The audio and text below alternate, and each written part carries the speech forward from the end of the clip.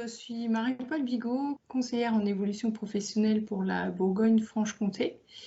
Je vous souhaite la bienvenue dans l'une des 4 animations proposées dans le cadre du mois de la transition professionnelle. Aujourd'hui, nous abordons la création d'entreprise. L'objectif de ce webinaire est de vous présenter 5 étapes essentielles pour bien préparer votre projet de création ou de reprise d'entreprise. Ce que je vous propose, c'est quelques règles et consignes pour le bon déroulement de ce webinaire. Je vous remercie de couper vos caméras et de couper vos micros. Vous avez la possibilité évidemment de poser vos questions via le chat. Nous y répondrons en fin de webinaire. Pour commencer, je vous propose un visuel sur les essentiels d'une création et d'une reprise d'entreprise, qui a évidemment pour finalité la réalisation d'un business plan qui nécessite de passer par diverses étapes que je vais vous présenter. Nous avons une première étape que nous allons aborder, c'est comment devenir chef d'entreprise. Nous aborderons ensuite l'étude de marché. Ensuite, nous verrons les statuts, les aides et comment chiffrer et prévoir un prévisionnel. Dans ce cadre, je vous propose de vous présenter le conseiller en évolution professionnelle qui peut vous accompagner dans la création d'entreprise.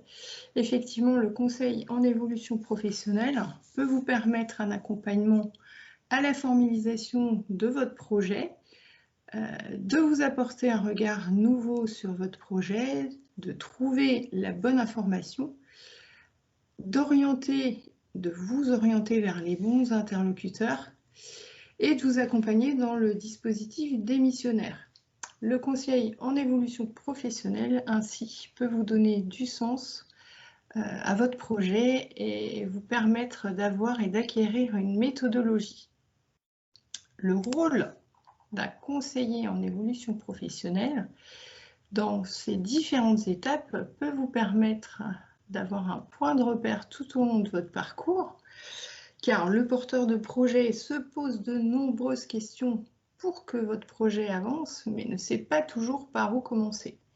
Ainsi, pour bénéficier d'un accompagnement tout au long de la mise en place de votre projet, vous pouvez bénéficier de fait d'un accompagnement jusqu'à 10 mois en continu.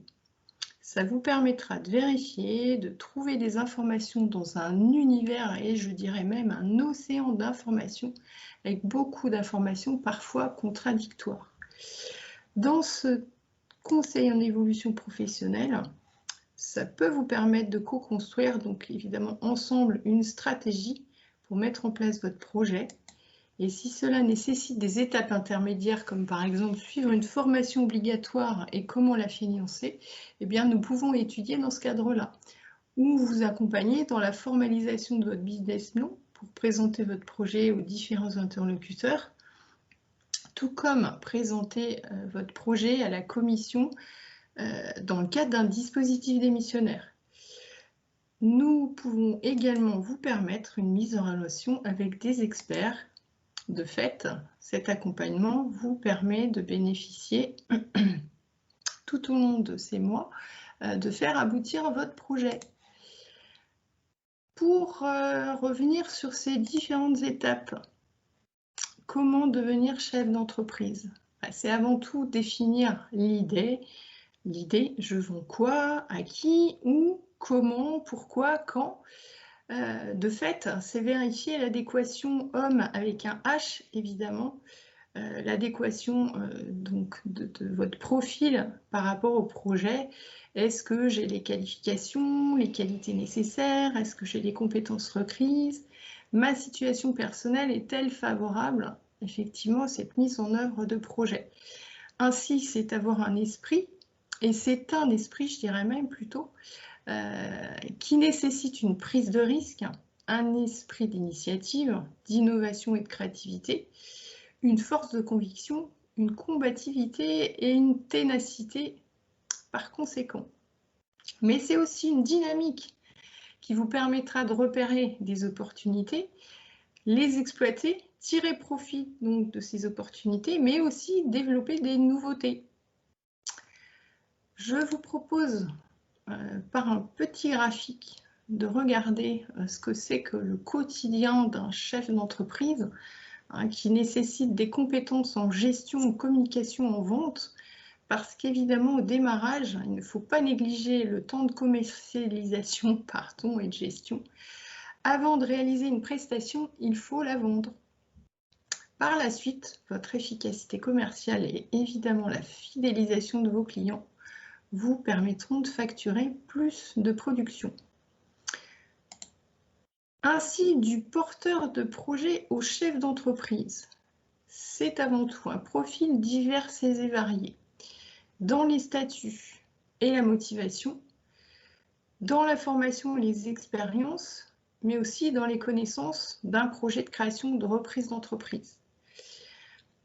Pour revenir sur l'objectif d'un accompagnement en conseil en évolution professionnelle, et bien écoutez, dans ce cadre-là, puisque je suis conseillère en évolution professionnelle, durant ces différents rendez-vous, on peut vous accompagner sur comment valoriser et développer vos compétences et mettre en adéquation votre profil, vos projets et vos compétences.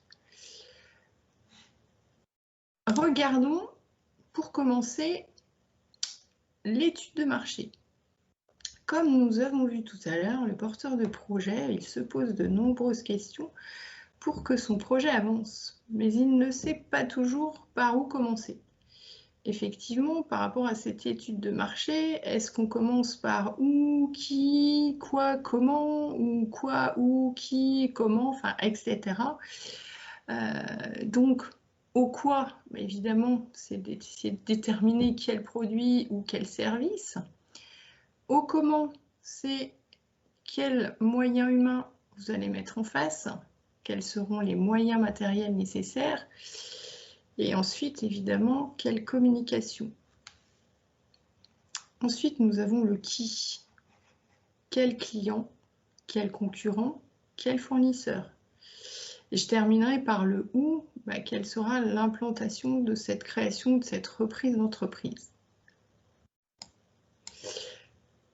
Pour revenir sur cette étude de marché, c'est un élément crucial et obligatoire qui détermine la faisabilité évidemment et la viabilité du projet et qui va vous permettre la mise en place de stratégies commerciales. Comment réaliser une étude de marché? Évidemment, c'est la question qu'on va se poser en premier temps. Où trouver l'information? Comment vérifier l'information? C'est dans cet objectif que le conseil en évolution professionnelle peut vous permettre d'accéder à l'information et de faciliter l'accès à l'information, de vous donner des outils et une méthodologie. Le choix des statuts juridiques, donc c'est une autre étape pour la création de la reprise d'une entreprise. Évidemment, il n'y a pas de forme idéale. Il va falloir se baser sur quels critères de choix du statut. Et ça va dépendre évidemment de la situation personnelle de chacun, qui va s'appuyer sur le pouvoir de décision, le régime fiscal et social, la protection du patrimoine, évidemment la nature de l'activité, votre situation personnelle et la taille de l'entreprise et son développement. L'importance du choix des statuts vous permettra au départ d'éviter une confusion des patrimoines. Ainsi, le fait de créer une société vous permettra la séparation des patrimoines. Venons dans le détail à l'importance des statuts juridiques, qui vous permet donc la protection du patrimoine privé, limiter votre responsabilité aux apports de la société, déterminer le régime social du dirigeant, la fiscalité de l'entreprise, la gouvernance de la société, à savoir qu'évidemment, ensuite, c'est très compliqué de modifier ces statuts, d'où l'importance de bien réfléchir au départ à tous ces éléments. Toutes les activités de la société sont dans les statuts, par exemple, un restaurant ne pourra pas faire de service traiteur si cela n'est pas prévu dans ces statuts. Ensuite, venons sur les aides à la création et la reprise d'entreprise. Donc, vous pouvez bénéficier d'aides au financement. Vous avez plusieurs structures, telles que l'ADI, Initiative France ou France Active, ça dépend ensuite des départements. Vous avez l'AGFIP et Réseau Entreprendre, par exemple. Mais vous avez également l'ACRE, qui vous permet une exonération partielle des charges sociales en début d'activité. Vous avez l'ARE, on va dire les classiques allocations d'aide au retour à l'emploi, ou l'ARS, qui est l'aide à la reprise ou la création d'entreprise. Et puis toutes les autres aides aux investissements en fonction de votre lieu d'installation et de votre projet. Voilà en ce qui concerne les aides. Venons à la partie chiffrée, donc sur le prévisionnel, qui sont les documents comptables à fournir sur 3 ans, qui va vous permettre de travailler sur le compte de résultat prévisionnel, qui donc va vous permettre d'étudier les dépenses et recettes de fonctionnement, mais aussi le bilan prévisionnel, pour déterminer, enfin pas déterminer, mais regarder quel est le patrimoine de l'entreprise, travailler sur le plan de financement, comment je finance mon projet, quel budget de trésorerie, total recettes, total dépenses, et regarder les indicateurs financiers importants. Est-ce que j'ai une capacité d'autofinancement? Quel sera le taux d'endettement? Quel sera le taux de rentabilité? Voilà dans les grandes étapes, en résumé, sur les différentes étapes essentielles à la création d'entreprise. Je vous propose un visuel très détaillé sur toutes ces étapes. Alors effectivement, c'est complexe, long, avec une multitude de tâches, avec des inconnus. C'est pourquoi parfois on va arriver sur des informations trop denses, trop d'informations, trop compliquées, trop d'interlocuteurs. Et de fait, je vous dirais, venez nous rencontrer parce qu'effectivement, le conseiller en évolution professionnelle va vous permettre de trier ensemble pour regarder par où commencer, quelle structure contacter pour faire aboutir votre projet. Ainsi, pour vous définir le conseil en évolution professionnelle, vous avez un site www.mon-cep.org pour voir ensemble ce qu'est le conseil en évolution professionnelle. C'est un processus d'appui qui est proposé à tous les salariés et les indépendants pour faire le point sur sa situation professionnelle et, le cas échéant, élaborer, formaliser et mettre en œuvre une stratégie visant l'évolution professionnelle. C'est un service gratuit, confidentiel vis-à-vis de votre employeur, neutre et accessible à tous et impartial. Pour qui? Pour les salariés du secteur privé, quel que soit leur statut ou leur temps de travail, pour les indépendants, non accompagnés par un autre opérateur, tel que APEC, Mission Locale ou Pôle Emploi, et les personnes souhaitant, ou Cap Emploi, pardon, pour les personnes souhaitant conserver l'opérateur régional lorsqu'il change de statut en cours d'accompagnement. Un service à 3 niveaux. Le service commence par un aiguillage, puis un accompagnement 3 niveaux. À savoir que le conseil, le premier niveau vous propose un conseil personnalisé qui vous permet une analyse partagée de votre situation, qui permet de faire le point sur votre situation actuelle et de choisir les services qui vous seront utiles. Vous pouvez ensuite accéder à un niveau 2 de fait. Nous pouvons vous accompagner dans cet appui à la formalisation de votre projet de création d'entreprise ou de reprise. Et ensuite, vous permettre un appui à la mise en œuvre de votre projet sur un niveau 3. Pour nous contacter, je vous propose de prendre rendez-vous par téléphone via un numéro unique non surtaxé du lundi au vendredi de 8h à 19h au 09 72 01 02 03 ou via notre site internet. Je m'informe et je prends rendez-vous sur mon-cep.org.